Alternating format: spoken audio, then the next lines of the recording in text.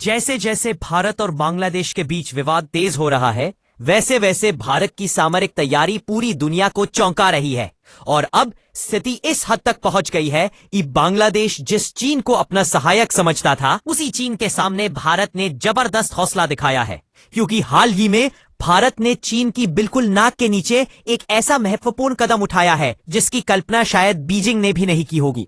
असल में पिछले कई हफ्तों से चीन हर संभव प्रयास कर रहा था कि भारत कोई बड़ा समुद्री मिसाइल परीक्षण न कर पाए। इसी कारण उसने अपने जासूसी जहाजों को मालदीव से लेकर श्रीलंका के समुद्री क्षेत्रों तक तैनात कर दिया था।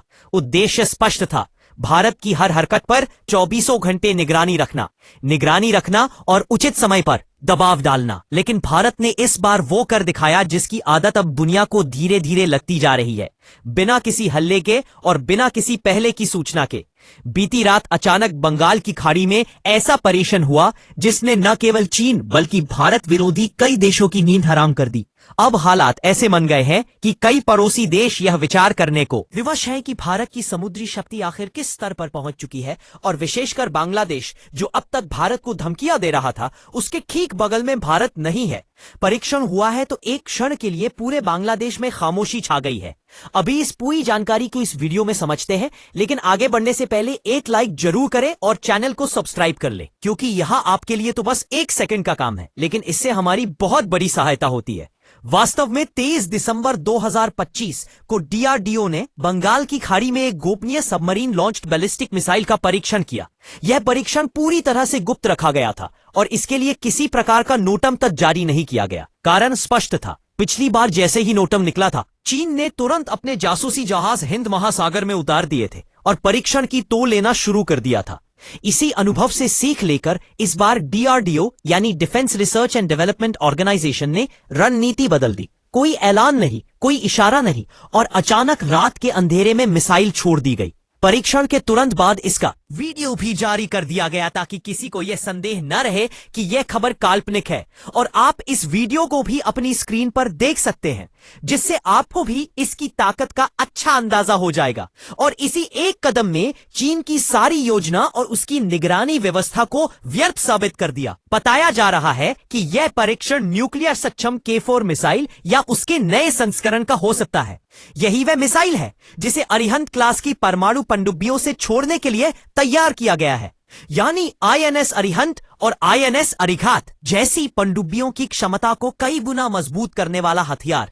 यह परीक्षण भारत के समुद्र आधारित न्यूक्लियर ट्रायड को और सशक्त बनाता है, क्योंकि भारत के पास कुल 17 सक्रिय पनडुब्बियां हैं, जिनमें से 15 डीजल इलेक्ट्रिक पनडुब्बियां हैं और बाकी 2 जिनका नाम हमने लिया, ये दोनों परमाणु सक्षम है। दोस्तों, यही वो पनडुब्बियां हैं जो भारत को न्यूक्लियर ट्रायड का पूरा दर्जा देती है। मतलब जमीन से, हवा से और अब समुद्र के नीचे से भी भारत परमाणु हमले की क्षमता रखता है। यानी अगर बांग्लादेश और चीन जैसे विरोधी ने कोई भी गलती की तो प्रतिक्रिया कहीं से भी आ सकती है। और हाल ही में जो परीक्षण सफल रहा, इसका सबसे बड़ा अर्थ यह है कि भारत की सेकंड स्ट्राइक क्षमता अब और विश्वसनीय हो चुकी है। यानी अगर दुश्मन कभी पहला हमला करता भी है तो समुद्र के भीतर छिपी भारतीय पनडुब्बियां जवाबी हमला करने में पूरी तरह सक्षम रहेंगी। फिलहाल इस परीक्षण में मिसाइल ने कितनी दूरी तय की, ये जानकारी गोपनीय रखी गई है, लेकिन आंतरिक सूत्रों के अनुसार मिसाइल ने 4000 किलोमीटर से अधिक की रेंज हासिल की है। ये आंकड़ा पुराने K4 मिसाइल सिस्टम से भी ज्यादा बताया जा रहा है, लेकिन अभी भी रिपोर्टों में इसे 3500 किलोमीटर की रेंज वाला ही दिखाया जा रहा है, क्योंकि आधिकारिक रूप से इसकी रेंज घोषित ही नहीं की गई। साथ ही इसकी सटीकता में भी बड़ा सुधार किया गया है ताकि यह अपने लक्ष्य से कभी चूके नहीं। यही कारण है कि इस पूरे परीक्षण को लेकर रक्षा मंत्रालय और नौसेना ने अब तक मौन साध रखा है। इस पूरे परीक्षण को और गहराई से समझना आवश्यक है, क्योंकि यह सिर्फ एक मिसाइल छोड़ना नहीं था, बल्कि भारत की सामरिक सोच का स्पष्ट संदेश था। जानकारी के अनुसार यह परीक्षण किसी सक्रिय परमाणु पनडुब्बी से नहीं, बल्कि एक अंडर वाटर प्लेटफॉर्म से किया गया। इसका अर्थ स्पष्ट है कि यह कोई सामान्य परीक्षण नहीं, बल्कि एक नई या उन्नत प्रणाली का पूर्ण प्रोफाइल परीक्षण था। इसी वजह से इसे K4 का अपडेटेड संस्करण माना जा रहा है या फिर पूरी तरह से नई K5 श्रेणी की तैयारी भी हो सकती है। सूत्रों का कहना है कि इस मिसाइल में पहले से ज्यादा उन्नत गाइडेंस और नेविगेशन सिस्टम लगाए गए हैं। पुराने सिस्टम की तुलना में इसकी सर्कुलर एरर प्रोबेबिलिटी यानी निशाने से विचलित होने की संभावना बहुत कम कर दी गई है। यानी अब यह मिसाइल हजारों किलोमीटर दूर के लक्ष्य को भी अत्यधिक सटीकता से भेद सकती है। यही वजह है कि इसकी रेंज को लेकर सरकार कोई आधिकारिक बयान नहीं दे रही। अगर आंकड़ों की बात करें तो भारत के पास पहले के 4 मिसाइल की घोषित रेंज करीब 3500 किलोमीटर है, लेकिन इस नए परीक्षण में 4000 किलोमीटर है से ज्यादा की दूरी तय करने की बात सामने आ रही है। इसका सीधा अर्थ यह है कि अब भारत समुद्र के भीतर से ही चीन के बड़े हिस्से और एशिया के कई महत्वपूर्ण क्षेत्रों तक पहुंच बनाने में सक्षम हो चुका है। यह भी ध्यान देने योग्य बात है कि ऐसे परीक्षणों को रोकने के लिए पिछले कुछ समय से भारत पर पश्चिमी देशों का भी दबाव बना हुआ था।